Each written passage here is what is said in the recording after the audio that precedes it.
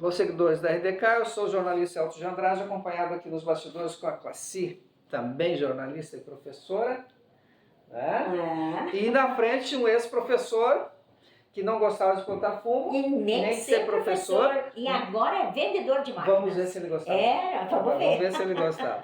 O senhor trabalhava na Nirva, que era daqui de Lajeado, Marques de Souza. Na verdade, Marques de Souza, Lajeado. Lajeado, isso. E aí, o senhor estava em São Borja, como é que foi? Não, e aí tá, assim, eu passei muitas cidades, Livramento, Bagé, todas essas localidades, Pelotas, a gente tinha um lugar onde foi muita máquina, também era um militar, mas ele era da ativa. Aí, quando ele colocava assim uma carga, aí eu tinha que ir no fim de semana, porque durante a semana ele não podia atender, porque ele estava no quartel, né? Aí sábados eu ia para lá e fazia entregas. Lá foi um monte de máquinas. E a tua família ficava aqui, é claro? Sim, ficava aqui, a mulher ficava trabalhando no telefone, né? E eu fazia serviço. Né? Ganhando dinheiro? E assim, 3 passos. Por isso eu conheço Conhece assim, muito, né? Eu conheço praticamente tudo, né? Por quanto tempo o senhor trabalhou nessa empresa? Olha, não me lembro assim, mas foi bastante tempo.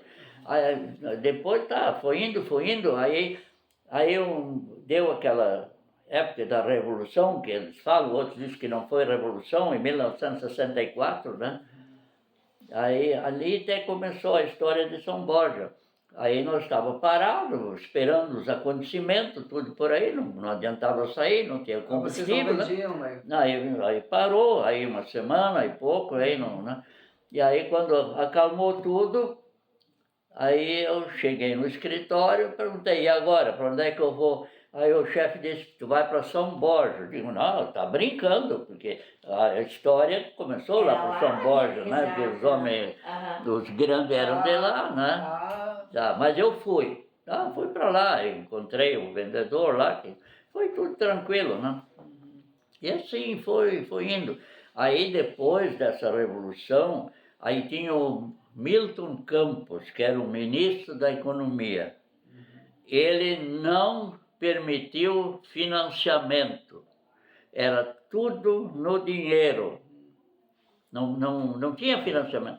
E aí nós lá produzindo máquinas e nada de vender. Aí começou a... Trancou as vendas. Trancou a venda. E como eu sou natural de Santa Cruz, eu tinha muito conhecido lá. Aí eu falei um dia para eles lá, digo, olha, eu vou dar uma volta para Santa Cruz, vou ver se lá com os nossos vendedores lá não fizemos uma campanha lá e vendemos máquina. E aí a gente fez uma proposta para o pessoal assim, a entrada era o valor do imposto, para não atrasar... Para não ficar devendo. Não ficar devendo imposto. A entrada, então, era o valor do imposto e o resto nós financiava em 6 meses, 6 prestações. Aí eu vendi 150 máquinas lá naquela campanha. Tá, mas a tua caminhonete cabia 6 máquinas. Não, mas vinha buscar e levava. Vai e vem, né? Nossa! Foi violenta a campanha, né? Que coisa linda. Né? Aí depois começou a construção da estrada. E meus cunhados aí já estavam lidando com caminhão e coisa, e a fábrica estava indo meio para trás e estava entrando outras máquinas mais modernas, tudo começou a complicar, né? E aí eu larguei isso e fui me meter na estrada, com caçamba puxar cascalho. Dia e noite. Dia e noite. Dia e noite. Aqui na BR. Aqui na BR. Como é que era o nome aqui da BR? Era BR-386? Não, era RS-13. RS-13. 13, o primeiro nome. Tudo bem. E depois passou para Federal, né? Quanto tempo o senhor trabalhou aí? Trabalhei, acho que 2 anos por aí, enquanto estava construindo, né? Já estava aposentado ou não? Não, ainda não. Ainda não. Né? Aí depois, quando terminou a construção, nós estávamos com os caminhões aí, fazer o quê? Os caminhões eram de vocês? Sim, caminhões eram nossos. Viu? Vendeu bastante máquina, comprou caminhão. Né? Essa vida. Daí, tá, eu tenho que ir para a estrada. Sim. Aí eu comecei a puxar soja, trigo da serra, né, para Porto Alegre, Rio Grande, e trazia adubo de volta. E as estradas, como é que eram? Ah, de Carazinho para lá era só buraco. Né? Tinha uma nuvem no céu, bah, e agora, né? O que eu vou Já fazer? parava. Parava, né? Não tinha nada disso, né? E depois dos caminhões?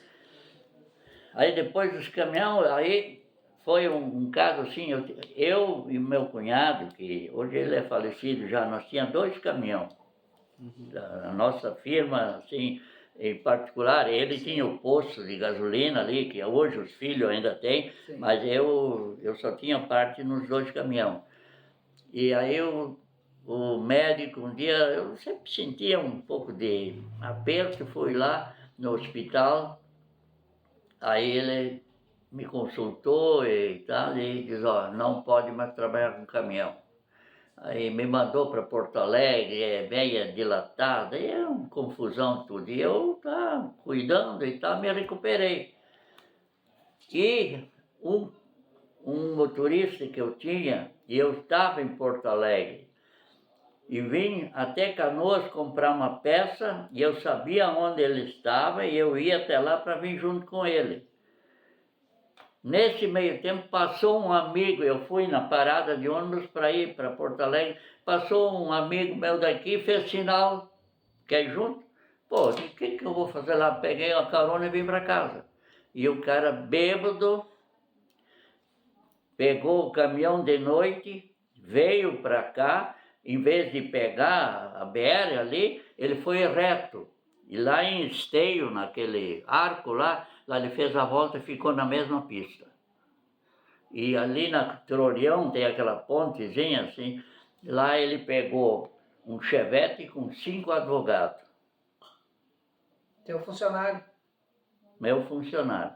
Mais um Corcel e no fim um Fuca. Eu dos 2 caminhões, me sobrou 7.000 cruzeiros, aquelas amarelonas, que o senhor deve se lembrar.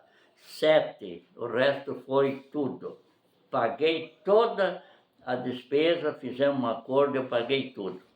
E eu tive que vender os caminhões, né, para pagar. Aí sobrou 7.000 cruzeiros para mim e para o meu cunhado também, né? Foi tudo. E depois disso? Aí depois Tem disso... que começar tudo de novo. Do zero. A única coisa que eu tinha uma casa, que é lá no outro lado da rua. Eu morava lá, mas aqui tinha uma moradia.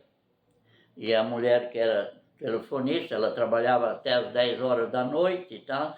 Aí eu consegui com o Alípio Ifna, que era o prefeito, para vir morar aqui. Aí eu vendi a casa e com o Alípio consegui uma placa de táxi. Que ano foi isso? Né? Isso foi... Bom, eu tinha táxi 45 anos. Aos 45? E o senhor é taxista hoje? Não, hoje não, eu larguei, né?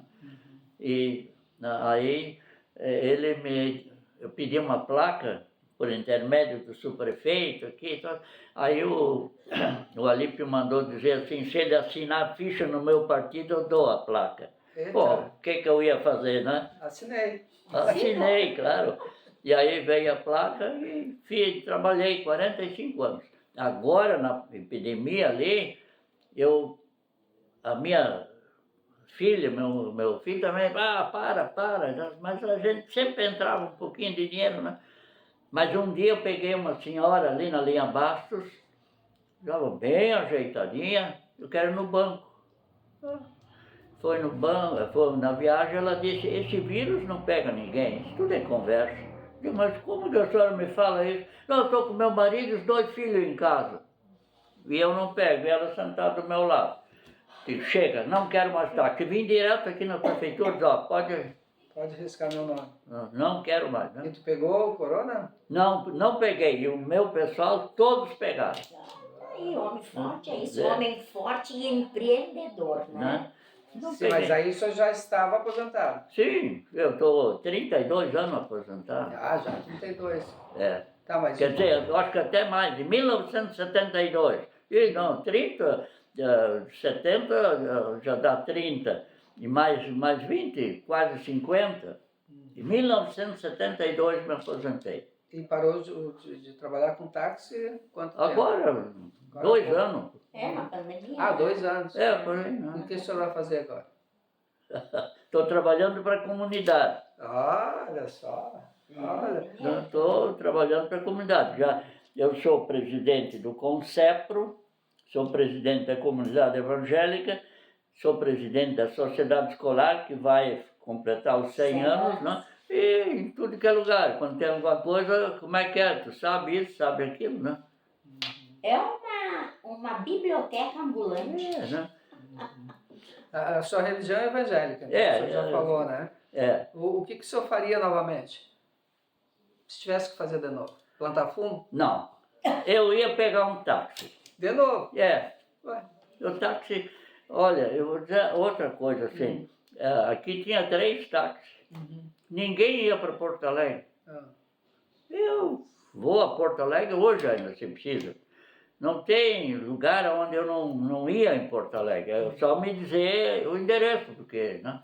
Eu levei uma vez um senhor, ele mora aqui no edifício, ele tinha um problema com o genro dele, tinha que fazer uma perícia.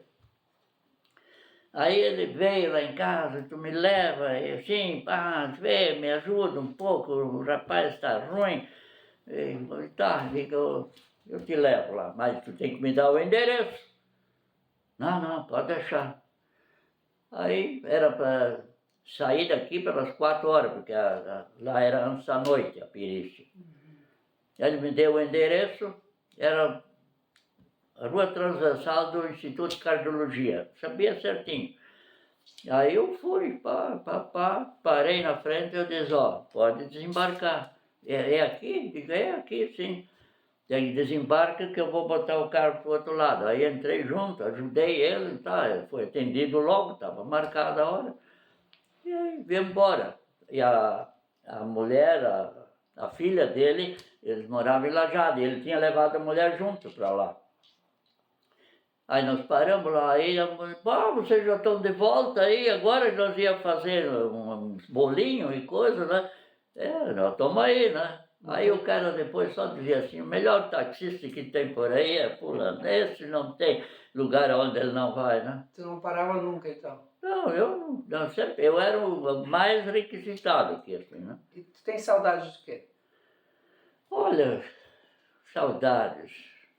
Assim, saudades mesmo não tenho, é tudo assim, vai rolando as coisas, tudo. Para mim, se eu não tenho nada para fazer durante o dia, aí o dia é cumprido. Que nem hoje foi um dia que eu tinha pouca coisa para resolver, assim, nada. E aí fica ali de manhã, vai fazer o quê, né? Eu vou dar uma entrevista para a RDK. Pronto, vou resolver o meu problema. Meu problema. Tá certo. O gremista, o senhor já disse que é gremista e continua sendo gremista? Sim, claro. Toda a minha família é gremista. E viagens? O senhor viajou muito já, conhece todo o Rio Grande do Sul? Sim, não, outra coisa, eu viajei depois que eu parei com a estrada que estava pronta, eu fui muito para o Rio de Janeiro. Né? Eu levava pedras do Deoclésio Giovanella. A senhora, o senhor conheceu ele ou não? Deoclésio, grandão? Não. Deoclésio, sei quem é. Ele tinha aqui depósito de pedra. Tu levava para lá? Levava lá para uma firma, lá no Rio de Janeiro. Eu chegava lá, descarregava e aí eu já tinha um lugar certo para eu carregar. Eu carregava sucata de vidro para Canoas. Lá tinha uma fábrica de garrafa. Né? Aí eu saía domingos de manhã daqui para o Rio de Janeiro e sábado, meio-dia, eu estava em casa. Eu fiz uma vez 4 viagens por mês. Meu Deus. Senhor Divino, nós vamos fazer mais uma parte mais rapidinha depois, para o senhor nos dar conselho e falar sobre a criação de Marcos de Souza, que o senhor também é responsável. Sim. Já voltamos. Até amanhã, pessoal. Mas